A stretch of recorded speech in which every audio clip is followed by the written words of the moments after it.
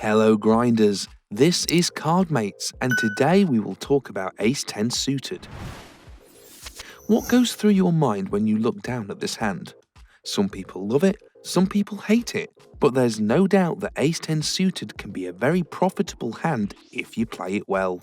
Hey guys, we are giving away $25 at the Pokerstars poker room. 5 players will receive $5 each on their accounts.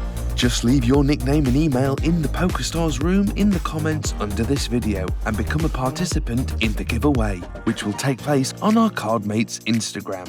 Good luck! In this video, I will be covering how to play it in various preflop situations and also how to approach different postflop situations. Let's dive in. Preflop. Let's begin by getting our preflop strategy down. Unopened pots. Ace-10 suited is a strong hand, ranking in about the top 12% of preflop hands.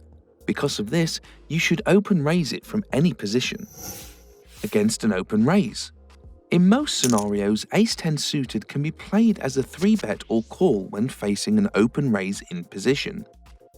The only situations where you must be a bit careful when continuing are against an open raiser from UTG or UTG +1. In these spots, you can raise, call, or fold at different frequencies, except from the button where you can 3-bet or call. Here are the table positions for your reference. In all other scenarios, the hand can either be played as a call or 3-bet.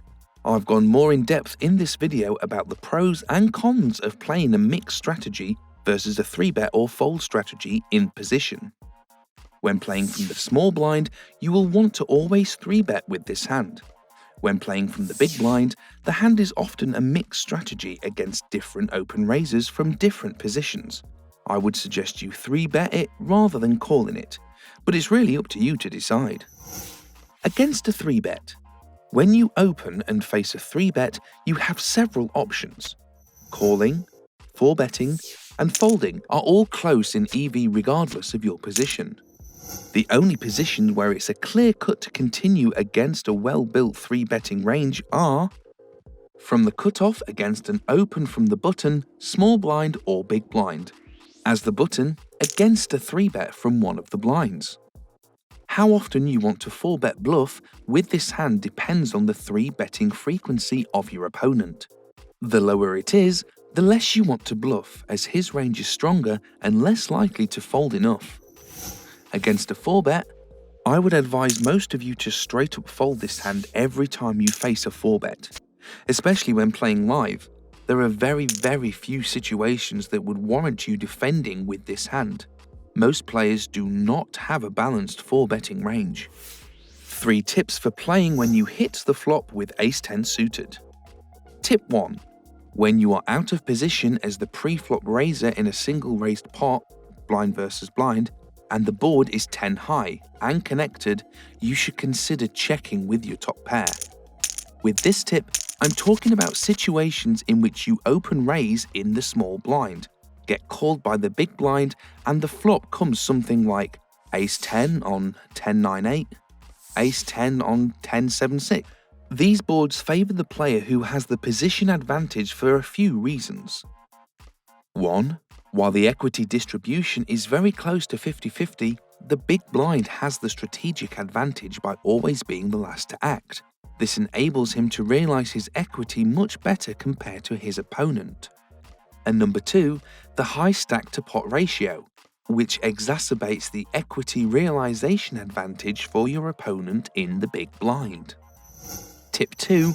Almost always bet when you hit top pair in position. On almost every board, you will have a range advantage in position as the preflop raiser. Your top pair, regardless of it being the ace or the 10, will almost always be strong enough to value bet on the flop. It will also usually be strong enough to double barrel on the turn for value as part of a polarized strategy. Example flops: Ace-10 on Ace-8-4, Ace-10 on 10-9-2. Tip 3. Almost always bet when you hit the middle pair on the flop in position. These strong middle pairs of hands play pretty well as a continuation bet on the flop. This is due to it being the strongest second pair possible, and thus it benefits from getting value and equity denial. It also gives you some turn trips every once in a while, making your overall strategy more robust. Examples: Ace 10 on Queen 10 3, Ace 10 on Jack 10 5. 3 tips for playing when you miss the flop with Ace 10 suited. Tip 1. Always bet when you hit a draw in position. You generally want to c-bet your draws to a flush and/or straight on the flop because they have a decent chance to improve to the best hand by the river and win a big pot. It also balances out your c-betting range, making you harder to play against. Examples: Ace 10 on Jack 7 2 or Ace 10 on King Queen 9. Tip 2. Always bet when you have a double backdoor draw in position on the flop. This tip goes hand in hand with tip 2.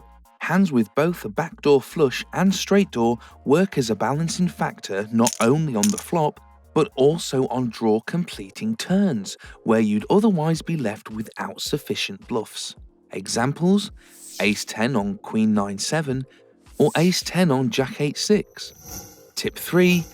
Always check back when you don't have a draw or backdoor flush draw in single raised pots. You want to have hands that actually have a decent chance to become the best hand by or on the river when you bet. When you don't have at least some backdoors to go through with your ace high, unless the board is paired, you'll want to just check back with this hand and try to take it to showdown. Examples: Ace 10 on 7 6 4, Ace 10 on 9 6 5. Wrapping up, there you have it. A quick guide to playing Ace 10 suited in a variety of pre-flop and post-flop situations.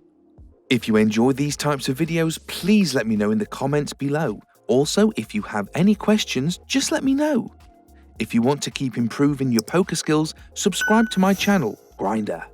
See you soon and good luck at the tables.